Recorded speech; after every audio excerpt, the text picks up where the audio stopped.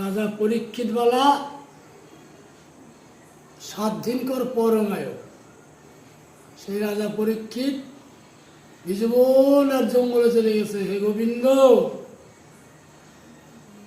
আমার তো 7 দিনকর পরমায়, বাবা আমি কি করব? তখন সেই ভাগবত পাঠক বলছে, বাবা রে, তুমি এক কাজ করতে পারো। কি? তোমার বাড়ি কোথায়? ওই গ্রামে। হে গোবিন্দ, তুমি 7 দিন বাড়িতে পাঠ দেবা, আর তোমার কোনো জোগাড় করতে হবে না। তুমি যা পারো, একটা বাতাসা পারো, হে গোবিন্দ 1 গ্লাস জল পারো, তুমি দিবা। আরম্ভ হবে এই ভোর 5টার থেকে। 5টার থেকে আরম্ভ হবে, পাঠটা হবে 7টা অবধি।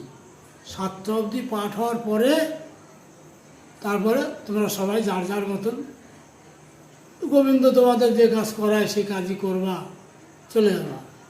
আবার তারপরের দিন আবার ওই 5টার মধ্যে পাঠ আরম্ভ করবা, ওই 7টা অবধি হবে। হে গোবিন্দ, এই কি মানব জনম!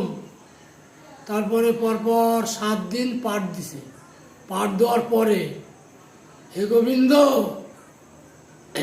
সেই রাজা পরীক্ষিতওয়ালা 700 বছর বেঁচে গেল। তাই সেই পাঠক বলল যে সত্যযুগে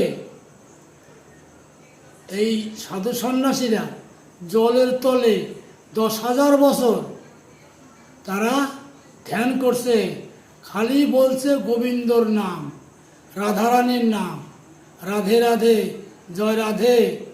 তাহলে এগুলো কিসে হয়? কোটি কোটি টাকা দিলেও কৃষ্ণ ভক্তি মেলে না।